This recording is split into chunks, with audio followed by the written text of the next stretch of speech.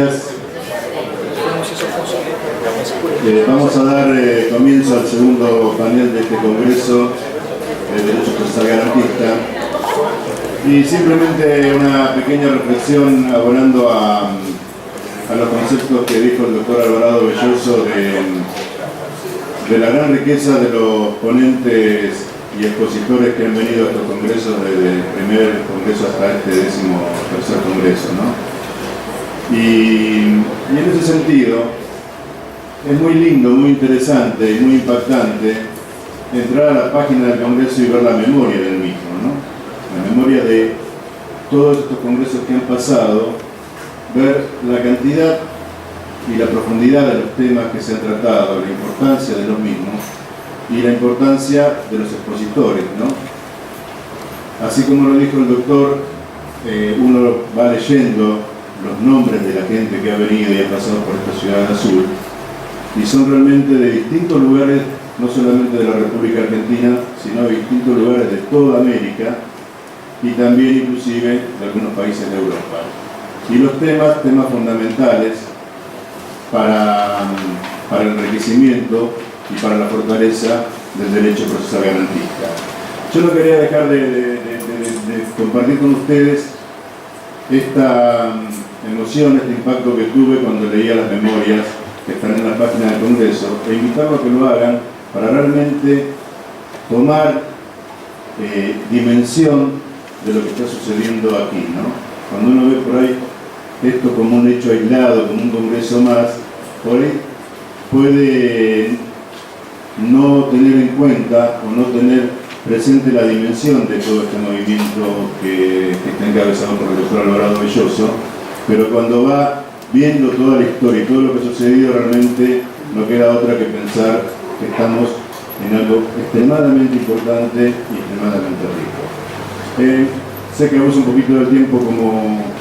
relator nada más, pero no quería dejar de compartirlo y de manifestar mi alegría de poder estar acá en Azul, sobre todo gracias a los expositores por permitirme compartir la mesa con ellos. En primer término, vamos a escuchar al doctor Eduardo Terraza, quien es abogado, profesor adjunto de Derecho Procesal en la Facultad de Derecho de la Universidad Nacional de Rosario, docente de la maestría en Derecho Procesal en la misma facultad y de otros cursos de posgrados dictados en la Argentina y en el Paraguay. El tema en el cual va a exponer es la carga de la prueba, tendencias actuales, la cuestión en el proyecto de la reforma del Código Civil argentino. Doctor Eduardo Terraza, general. Muchas gracias. Buenos días. Ante todo, felicitaciones a los organizadores del Congreso y mi agradecimiento a todos. El tema es la carga de la prueba y el nuevo Código Civil. En realidad, dos artículos del nuevo Código Civil Comercial de la Nación recientemente sancionado habilitan al juez a prescindir, en el caso concreto, de las reglas que distribuyen la carga de la prueba entre los sujetos de una relación jurídica en disputa. Son dos artículos. Uno es el artículo 710 para los procesos de familia, que en su última parte establece que la carga de la prueba recae finalmente en quien está en mejores condiciones de probar. Y el artículo 1735 para los juicios de responsabilidad civil. ¿Se oye? ¿Ahora se oye atrás? Sí, el artículo 1735 para los juicios de responsabilidad civil, que dispone que el juez puede distribuir la carga de la prueba de la culpa o de haber actuado con la diligencia debida, ponderando cuál de las partes se halla en mejor situación para aportarlo. O sea que los redactores del nuevo código, en lugar de proyectar normas generales previsibles para aquellos casos genéricos que requieren algún tratamiento diferenciado en lo que se refiere a la carga de la prueba, como sucede por ejemplo con la mala praxis médica quirúrgica, para la cual bien podrían haber establecido una presunción legal de hecho, optaron por dejar al arbitrio de los jueces la distribución de los probando. De esa manera, sobre la base de consideraciones ad hoc, relativas a cuál de las partes está en mejor condiciones de probar, los jueces, al momento de fallar, pueden dejar de lado las reglas jurídicas que distribuyen la carga de la prueba entre los sujetos de la relación jurídica en disputa. Ahora, para apreciar el verdadero alcance de estas disposiciones legales, es conveniente referirse en realidad a la carga de la prueba, o sobre todo qué son las cargas de la prueba, las reglas de la carga de la prueba, cómo se identifican esas reglas y qué ubicación tienen dentro del sistema jurídico. En realidad es conveniente distinguir entre el principio de la carga de la prueba y las reglas de la carga de la prueba. Tanto uno como otro en realidad son una respuesta al problema inherente a la aplicación del derecho que se genera a raíz de la falta de información completa acerca de los hechos jurídicamente relevantes del caso individual sometido a la decisión del juez. Los jueces deben resolver casos individuales a partir de normas generales que en su mayoría tienen una estructura condicional, o que al menos pueden ser reformuladas como enunciados de ese tipo, es decir, por medio de una implicación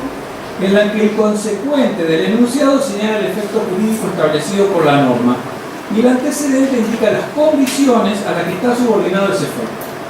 Además, en nuestros sistemas jurídicos, los jueces deben emitir pronunciamiento siempre,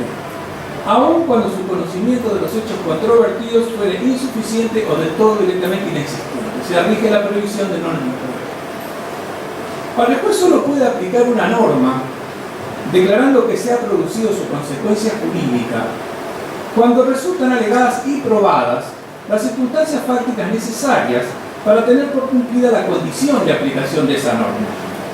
De ello se extrae que la norma jurídica no solo no puede aplicarse cuando el juez está convencido de la inexistencia de esos hechos, sino también cuando le quedan dudas acerca de su existencia. Los inconvenientes de esta incertidumbre recaen sobre la parte cuyo triunfo en el proceso depende de la aplicación de la norma en cuestión. De este modo se obtiene lo que Rosenberg denominó el principio de la carga de la prueba, según el cual aquella parte cuya pretensión no puede tener éxito sin la aplicación de una determinada norma jurídica, soporta la carga de la prueba de los hechos que integran la condición de aplicación de esa norma. Y fíjense que, como lo dice Rosenberg, dice, la sentencia del juez, sostiene Rosenberg, se pronunciará en tal caso necesariamente en contra de la parte. No porque ella soporta la carga de la prueba, sino al revés. Decimos que la carga de la prueba incumbe a la parte porque en caso de incertidumbre sobre una característica definidora del precepto legal, ha de decidirse en perjuicio de esa parte. Sin embargo, para poder establecer qué parte ha de perder el pleito, por no haberse probado un hecho jurídicamente relevante, el principio de la carga de la prueba resulta insuficiente. Y en la dogmática procesal suele pasar inadvertido un aspecto fundamental del problema, estrechamente vinculado con la justificación de las decisiones judiciales. No se tiene en cuenta que para que pueda aplicarse el principio de la carga de la prueba, la situación de incertidumbre debe referirse no solo a un hecho jurídicamente relevante, sino que además debe tratarse de un hecho que, conforme a las reglas de distribución de la carga de la prueba, requiera ser confirmado. Es que no todos los hechos que integran el antecedente de la norma jurídica que rige el caso sometido a la decisión del juez deben ser probados para que pueda derivarse la consecuencia jurídica que persigue el demandante. Algunos de esos hechos se suponen por defecto, hasta tanto no se confirme su negación, es decir, mientras no se pruebe una excepción opuesta por el demandado. Para expresarlo de otra manera, como consecuencia de las reglas de distribución de la carga de la prueba, los hechos genéricos que integran la condición de aplicación de la norma completa que rigen la relación jurídica sustancial controvertida en el juicio se dividen en dos grupos: el de los hechos que deben ser probados, que Giovanni Sartor llama abreviadamente probanda, y el de los hechos que no deben ser refutados, o que llama non refutanda, cabe de Sartor, por operar se dice respecto de esto una suposición por defecto. En realidad, cuando hablamos de la carga de la prueba no vemos esta otra parte, esta suposición por defecto que implica, porque en realidad no todos los hechos deben ser probados. Conforme una caracterización muy difundida, el derecho no solo está compuesto por reglas primarias, que determinan los derechos y obligaciones de las personas, sino también por reglas secundarias que se encuentran en un nivel distinto de las reglas primarias. En realidad las reglas secundarias son las primarias. Y Hart decía que mientras las reglas primarias se ocupan de las acciones que los individuos deben o no hacer, estas reglas secundarias se ocupan de las reglas primarias. Y Jorge Rodríguez, precisamente entre estas reglas secundarias, ubica las reglas de distribución de la carga de la prueba. Por lo general, las condiciones que menciona una disposición legal no son todas las que el orden jurídico requiere para que surja la obligación o el derecho de que se trate. Suelen omitirse aquellas condiciones negativas cuya presencia impide el nacimiento del derecho de la obligación. Por ejemplo, un artículo determinado del Código Civil puede disponer que si alguien por su culpa ocasiona un daño a otro, estará obligado a resarcirlo. Y una disposición distinta, ubicada en otra sección del mismo código, puede al mismo tiempo establecer que si alguien ocasiona un daño actuando en legítima defensa o en cumplimiento de un deber, no será responsable. Combinando ambas disposiciones legales en un solo enunciado condicional y teniendo en cuenta además que en el sistema existe un criterio jerárquico que guarda preferencia a la solución normativa que consagra la segunda disposición, tendríamos esta norma reformulada, que sería: si X por su culpa ocasiona un daño, condiciones positivas, y no obrado en legítima defensa o en cumplimiento de un deber, condiciones negativas, entonces X está obligado a resarcir ese daño. La suma de las condiciones positivas identifica la situación normal o típica en la que el legislador considera apropiado que se produzca la consecuencia jurídica, mientras que cada una de las condiciones negativas indica una circunstancia especial,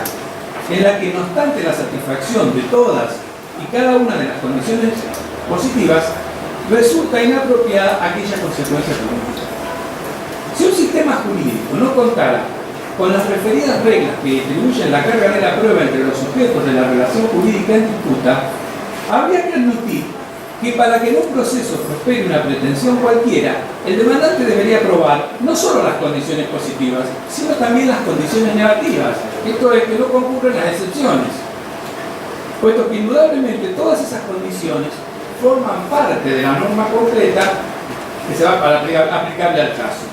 Y si ese antecedente no resultara satisfecho plenamente, el juez no podría tener por producida la consecuencia jurídica.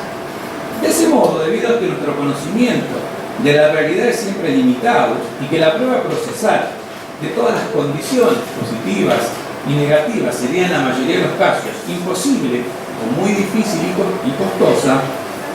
los derechos subjetivos que el ordenamiento jurídico consagra sucumbirían casi irremediablemente en el intento de lograr su reconocimiento judicial. Entonces, como consecuencia de las reglas de la carga de la prueba, el juez debe considerar satisfecha la condición de aplicación de la norma primaria y por lo tanto declarar producido su efecto, siempre que estén determinados algunos hechos, los que llamamos probanda, y en tanto no se hayan probado la negación de cualquiera de los restantes hechos. En la terminología de Sartor, sería o no refutando un supuesto de hecho cualquiera, importa afirmar que para que quede satisfecha la condición de aplicación, no es necesario que ese hecho esté determinado, basta con que no esté refutado. Siguiendo con este criterio de las reglas secundarias, diríamos que la regla de la carga de la prueba referida a esta norma primaria dirían algo así: si se prueban las condiciones 1 y 2, las que llamamos positivas, y no se prueba ninguna de las condiciones 3 o 4, entonces X estará obligado a resarcir el daño. En cambio, la regla 2 diría: si se prueba alguna de las condiciones 3 o 4, las excepciones, entonces X no estará obligado a reparar el daño. Por tanto, para que prospere la pretensión procesal, bastará con que el demandante alegue y pruebe los hechos concretos que tengan las condiciones positivas en principio, y será el demandado quien deberá alegar y probar las condiciones negativas. Obviamente, en el lenguaje, en la dogmática jurídica, no se usan estos términos que hablábamos de que habla Sartor. Sin embargo, se utilizan otros términos, otros pares de términos opuestos, que en realidad expresan esta dicotomía. Se habla, por ejemplo, de hechos constitutivos versus hechos impeditivos, extintivos o modificativos. O se hablan, por ejemplo, de hechos presumidos por la ley. O se habla, por ejemplo, de hechos positivos y de hechos negativos, que son en realidad la forma en que la doctrina interpreta estas reglas de distribución de la carga de la prueba. Yo no puedo dar acá por el tiempo, en la ponencia está la explicación con distintos ejemplos del Código Civil, cómo el legislador de fondo va distribuyendo la carga de la prueba. Un caso muy visible de distribución de la carga de la prueba son las presunciones legales de hecho. Porque en realidad lo que hacen esas presunciones es un hecho que en principio debía ser constitutivo, por ejemplo, lo considera impeditivo. Entonces, por ejemplo, en el caso de la buena fe que se presume, es el demandado quien debe probar la mala fe. Y quedaría muy rápidamente ¿qué ubicación tienen en el sistema jurídico estas reglas secundarias de la carga de la prueba? En realidad esto ya lo había dicho Rosenberg, forma parte de la norma jurídica primaria aplicable al caso sometido a la decisión. Es decir, si se trata de una materia de derecho civil, la regla de la carga de la prueba la encontraremos en el derecho civil. Para ya, dado el tiempo que se está terminando, quiero rápidamente presentar algunas consideraciones que traigo de esto. Primero, que las normas contenidas en los artículos 710 y 1735 del Código Civil y Comercial de la Nación me parece que favorecen el decisionismo judicial, con el consiguiente debilitamiento del principio de legalidad.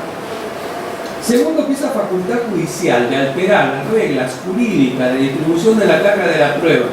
reconocida por disposiciones legales, afectará la predecibilidad de las decisiones judiciales, que es un componente muy importante de la seguridad jurídica. O sea, al debilitarse la regla general, cada caso exigirá una decisión individualizada, lo que a su vez también podría acarrear un aumento de litigiosidad. Y por último, esa facultad judicial podría redundar finalmente en una merma o reducción en la necesidad de motivar las sentencias,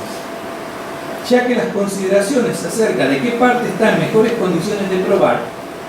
podrían ser utilizadas como la cobertura argumental de lo que en realidad, y en el mejor de los casos, sería la pura intuición subjetiva del juzgador. Muchas gracias por la atención.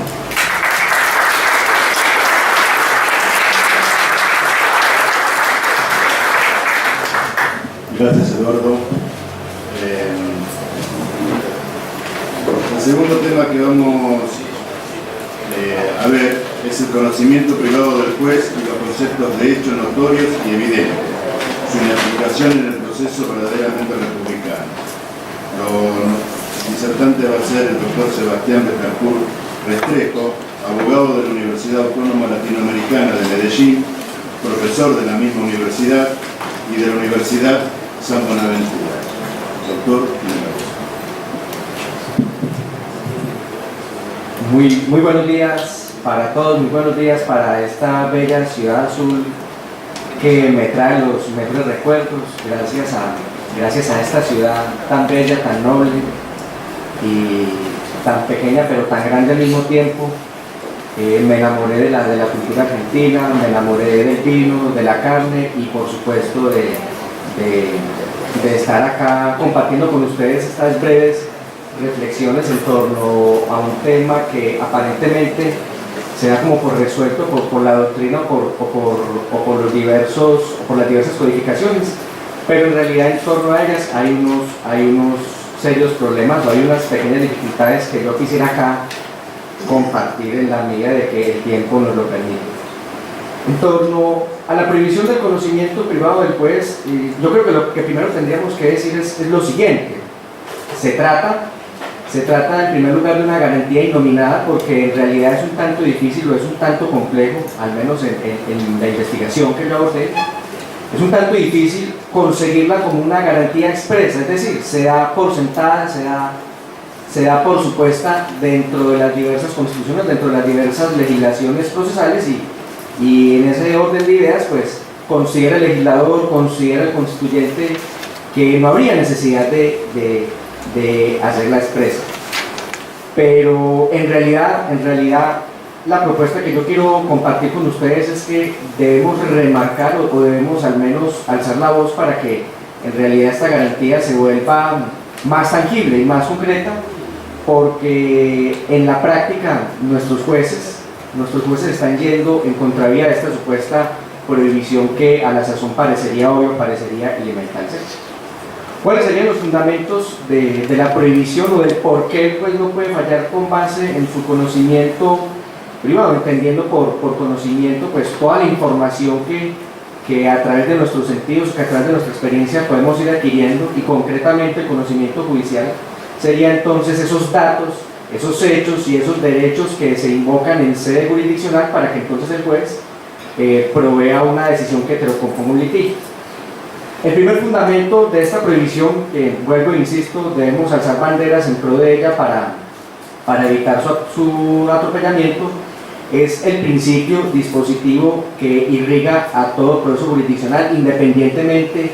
del área o la rama del derecho sustancial que se esté persiguiendo, ¿cierto? Este principio dispositivo nosotros lo podemos desglosar, lo podemos dividir en tres grandes garantías, o subgarantías mejor: la carga de la prueba, que ya el doctor Terraza nos ha dado mucha ilustración impertinente e interesante sobre ella. Otra carga que en cierta medida también es muy desconocida, porque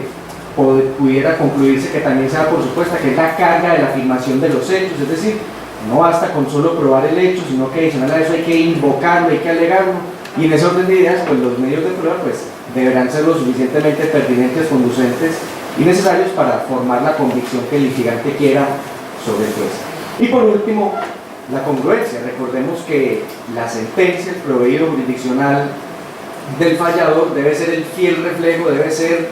el estricto cumplimiento de lo afirmado, confirmado y pretendido solicitado por las partes, ¿cierto? Entonces, en torno a esa idea es que se funda la prohibición del conocimiento privado del juez, toda vez que al juez en principio, pues, o al juez en principio no, de ninguna manera se le permite probar, y en ese orden de ideas tampoco el juez se le estaría vedado, se le estaría mejor autorizado a afirmar ningún hecho. Antes bien, él tiene que tratar de dilucidar si los hechos afirmados por las partes y posteriormente confirmados, pues efectivamente satisfacen o llegan a colmar su convicción para él poder decidir en consecuencia, ¿sí? Bien. Otro punto muy importante que también le da sustento a la prohibición del juez fallar con base en su conocimiento particular o privado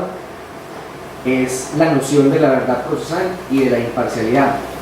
La verdad procesal por nosotros es un concepto ya ampliamente destilado, en el sentido de que nosotros somos unos férreos gladiadores, si se me permite la expresión, en el sentido de que estamos totalmente convencidos y totalmente asegurados de que la verdad procesal es tan solo formal, procesal, provisional, y que alcanzar la verdad absoluta es algo místico y esotérico, por decirlo menos, y que al juez no le corresponde ni tiene por qué hacerlo por sus limitaciones físicas, por sus limitaciones sensoriales, por sus limitaciones de tiempo, por supuesto. Y en ese orden de ideas, pues como el juez solamente se va a limitar a decir una verdad, no la verdad con V mayúscula, no la verdad, sino una verdad, que es la verdad probable y probada dentro del juicio, en ese orden de ideas, él se alza como un sujeto donde la imparcialidad le implica a él una ajenidad no solamente personal, sino igualmente institucional. En ese orden de ideas, es por eso que al juez se le tiene prohibida toda actuación oficiosa, en la medida en que de una u otra forma, cualquier actuación oficiosa, sea un auto para menor proveer o peor aún sea el decreto de una prueba, lo va a conllevar irremediablemente a que un prejuicio que él tenga en mente pues trate de institucionalizarlo entre comillas o de legalizarlo entre comillas dentro del expediente, ¿cierto? Tengamos en cuenta las enseñanzas que nos dice el profesor Luigi Ferrajoli, en el entendido de que la labor jurisdiccional debe ser una labor jurisdiccional en sentido estricto y no en sentido lato o simple como normalmente vemos en nuestros jueces, en tanto que el juez solamente está llamado a declarar derechos, y a partir de donde el juez declara hechos y derechos, a partir del acervo probatorio pedido, afirmado y solicitado por las partes, más nunca por las que el decreto de oficio, pues porque en ese orden de ideas el juez deja de ser un mero declarante de los hechos y del derecho para convertirse en un sujeto creador y constituyente de hechos y derechos, lo cual repugna totalmente con la garantía republicana que es el debido proceso. Y que no se nos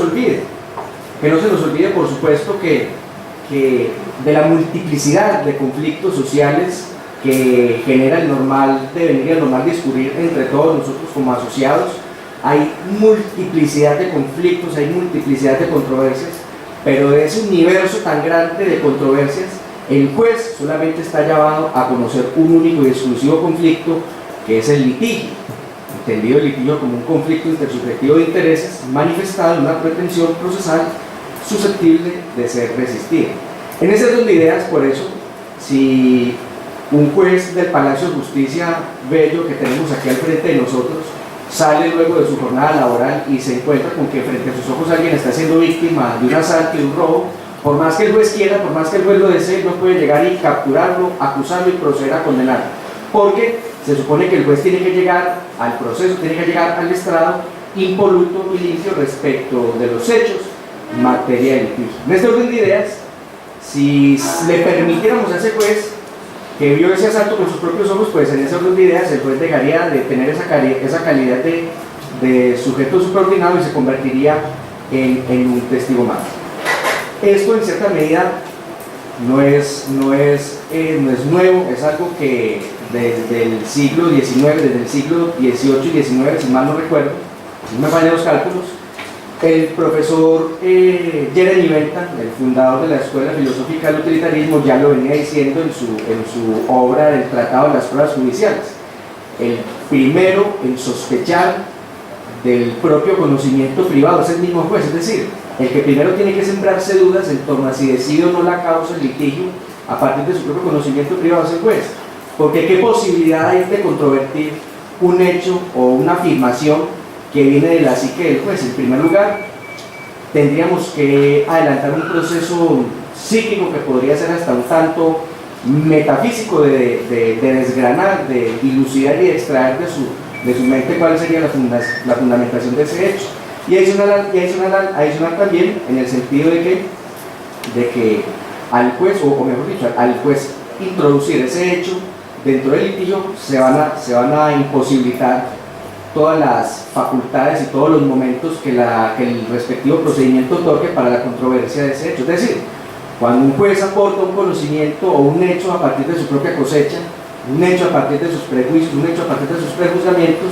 en ultranza lo que está haciendo este juez es socavar abierta y flagrantemente el elemental derecho de contradicción que alumbra a todo proceso jurisdiccional. Entonces, la invitación que yo quiero extenderles es que hagamos del proceso jurisdiccional, y sobre todo a nuestros estimados jueces que seguramente nos acompañan en este auditorio, es que hagamos uso de la jurisdiccionalidad estricta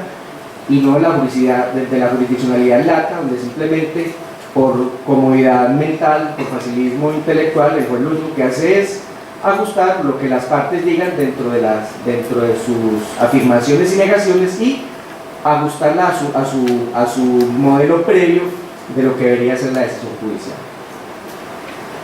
También en la ponencia que comparto con ustedes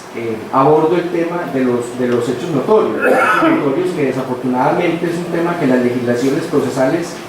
sobre todo las que tienen un alto corte de activismo judicial, pues se esfuerzan bastante en regularla, y es la de los hechos notorios. Pero estos hechos notorios también podemos dilucidar alguna serie de dudas bastante inquietantes. Primero que todo, ¿qué debemos entender por notoriedad? Esto también nos lo decía el propio Jeremy Bentham, es decir, la notoriedad puede ser una palabra tan vaga, tan amplia, tan abierta y tan etérea que lo que para un juez puede ser notorio, para las partes puede ser notorio, quizá para otra persona, para otro sujeto no lo sea. Y en ese orden de ideas, las legislaciones procesales construyen una aparente presunción de los supuestos hechos notorios en la medida en que son conocidos por una persona de mediana cultura, pero eso nos lleva a que ese hecho notorio no sea tan absoluto como las legislaciones lo hacen ver, sino que en realidad es totalmente relativo y en consecuencia se vuelve incontrolable, porque ya al momento de la decisión de la sentencia, el juez introduce un supuesto hecho notorio ni siquiera firmado por las mismas partes, y en ese orden de ideas destruimos también la garantía de la contradicción.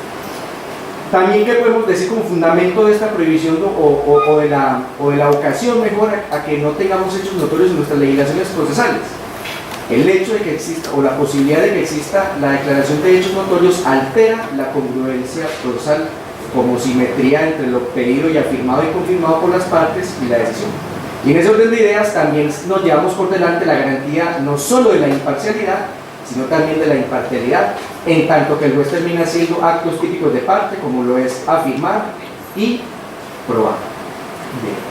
Quisiera quedarme más con ustedes acá compartiendo sobre este tema tan interesante, pero esfuerzo ya entonces a entrar a las conclusiones sobre el por qué debemos erradicar los hechos notorios dentro de nuestras legislaciones procesales sin importar el apellido de derecho sustancial que le queramos poner,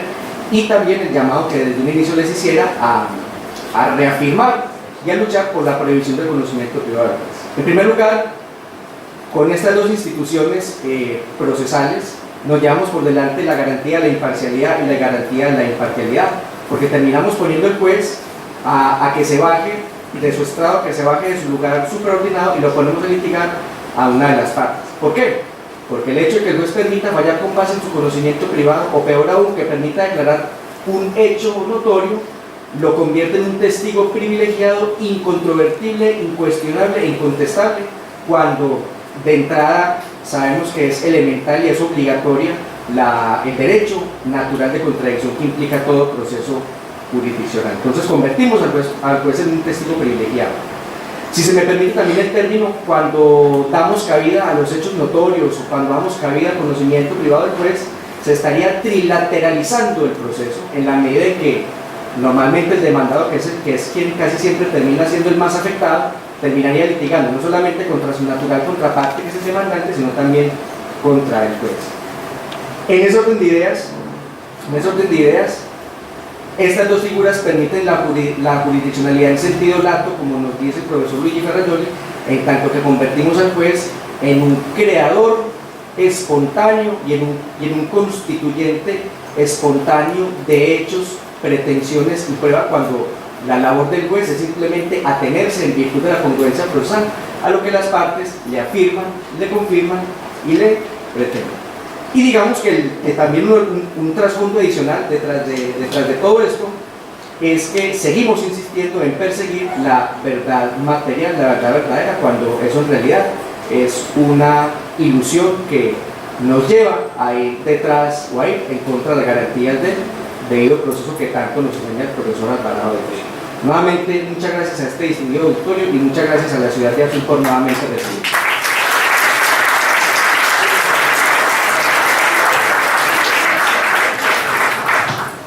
Muchas gracias, doctor.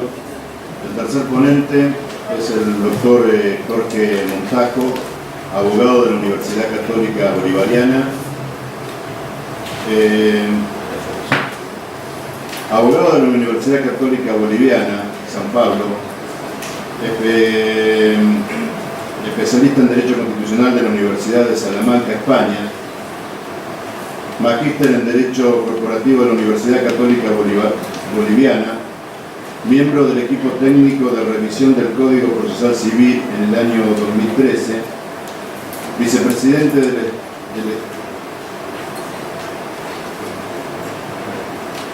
miembro del equipo técnico de revisión del Código Procesal Civil en el año 2013 de la Vicepresidencia del Estado, miembro de la Comisión Redactora del Código Procesal Penal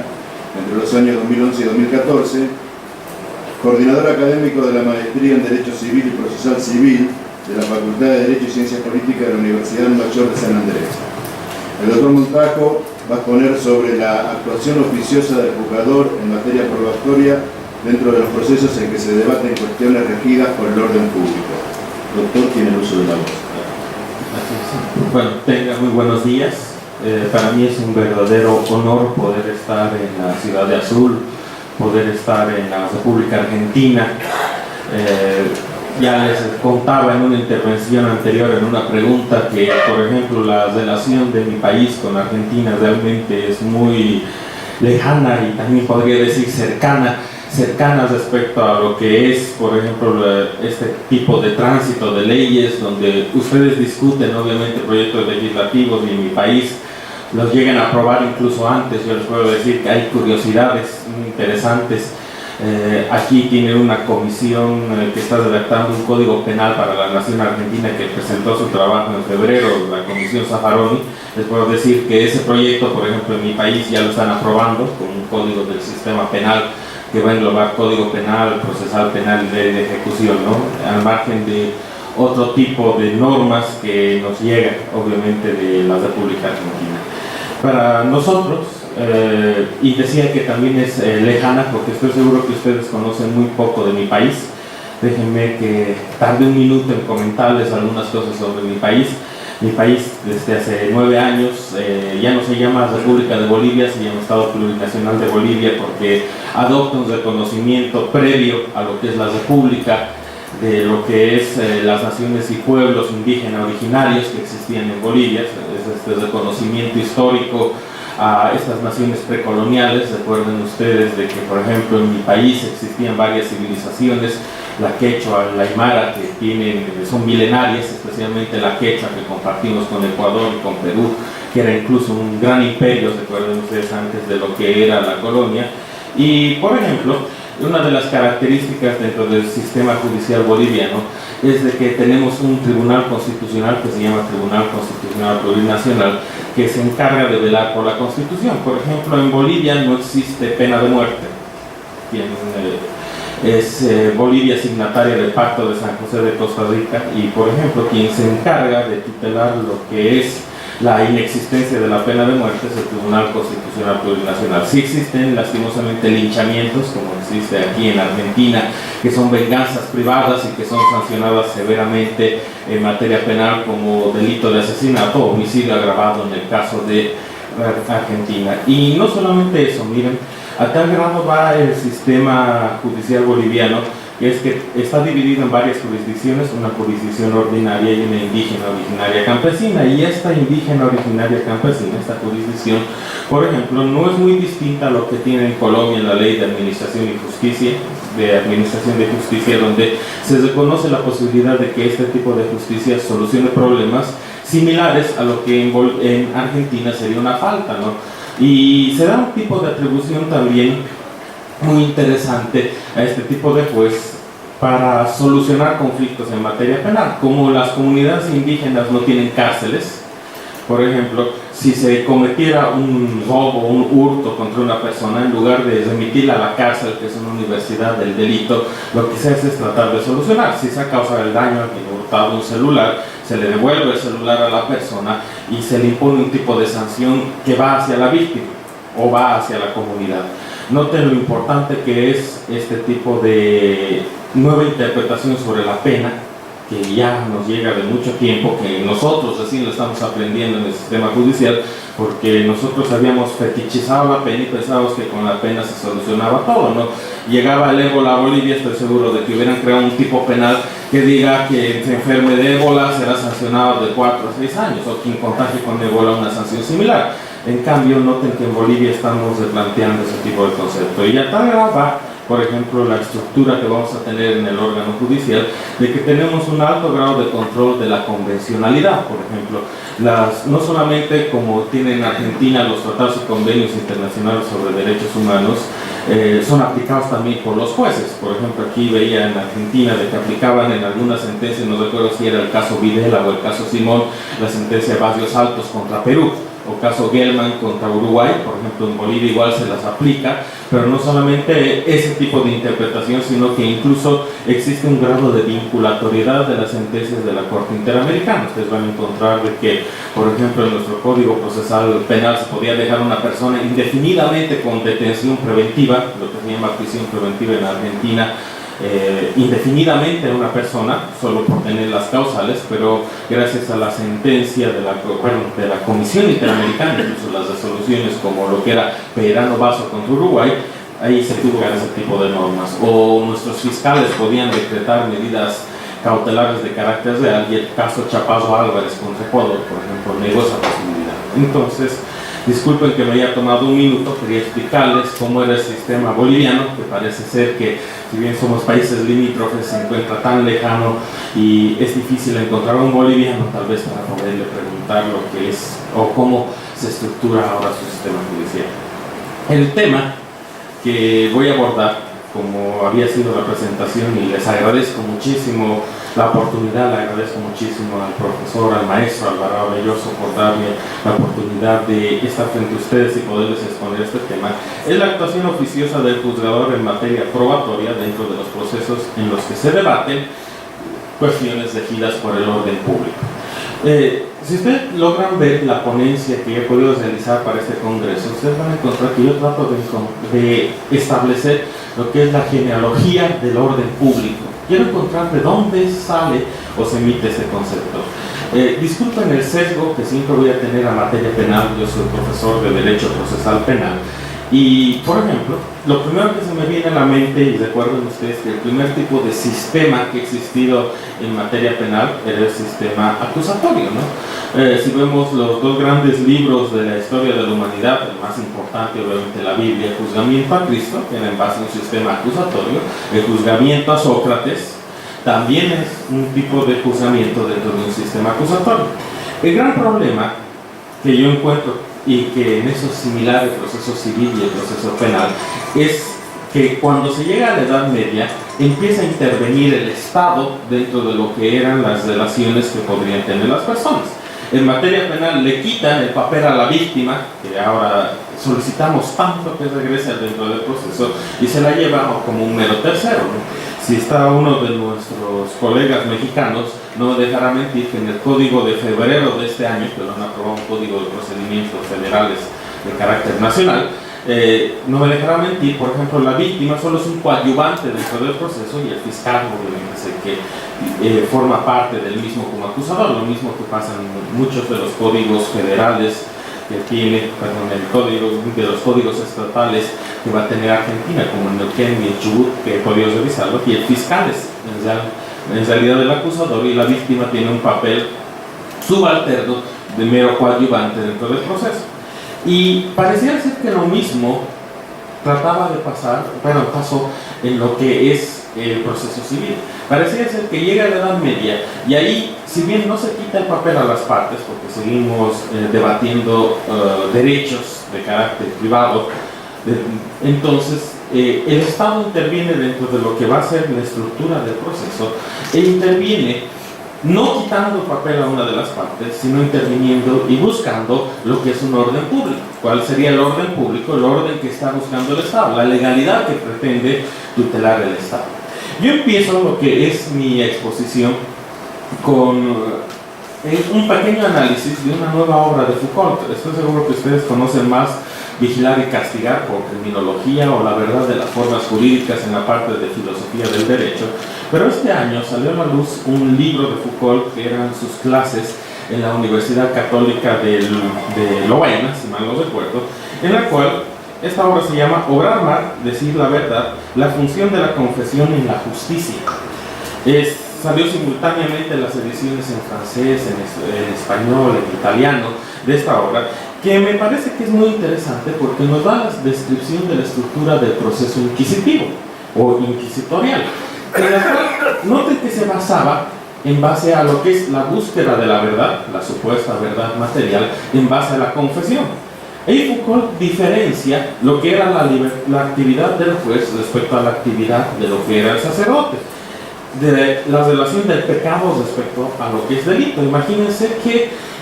lo que pasaba con un pecado es de que yo puedo haber realizado un pecado, lo que iba era donde el sacerdote, y donde el sacerdote yo iba y confesaba. Él obviamente consideraba de que la verdad estaba ya establecida en la que es la escritura y me asignaba un tipo de pena. Lo que pasó en la Edad Media es de que ya en el proceso inquisitivo o inquisitorial, la búsqueda de la verdad no era un tipo de posibilidad en la cual las partes puedan presentar lo que son las pruebas, como han dicho todos los panelistas hasta ahora, sino de que en el proceso inquisitivo o inquisitorial lo que pasaba es de que la verdad ya estaba. Lo que le habían dicho o lo que creía el juzgador era lo que tenía que imponerse. Y lo único que se hacía dentro del proceso es una mera formalidad en la cual la persona iba y confesaba. Por eso es de que surge incluso la tortura como el medio ideal para lograr y buscar la verdad. Noten de que no tenían estándares de la prueba, no se buscaba lo que era la prueba, no se tenía un tipo de estructura para lo que era la búsqueda de la verdad en base a lo que las partes podían hacer y presentar las pruebas dentro del proceso, sino que únicamente la verdad ya estaba ahí, era lo que creía el juzgador, y el juzgador lo único que buscaba en este caso es de que se logre probar lo que él ya sabía. La prueba ideal era obviamente la confesión. Yo me baso en eso y hago unas relaciones respecto a todo lo que ya habían dicho los panelistas, con lo cual concuerdo obviamente que ese era uno de los problemas fundamentales y la diferencia que tendríamos que tener dentro de lo que es un sistema inquisitivo o inquisitorial respecto de un acusatorio dispositivo, no donde que estoy asimilando las categorías que tenemos en derecho penal y civil para relacionarlas como una búsqueda que vamos a encontrar dentro del proceso, es de que necesariamente el juez no debe, ni siquiera en este tipo de proceso en el cual se debatan normas de orden público, que como verán es una abstracción, no se sabe,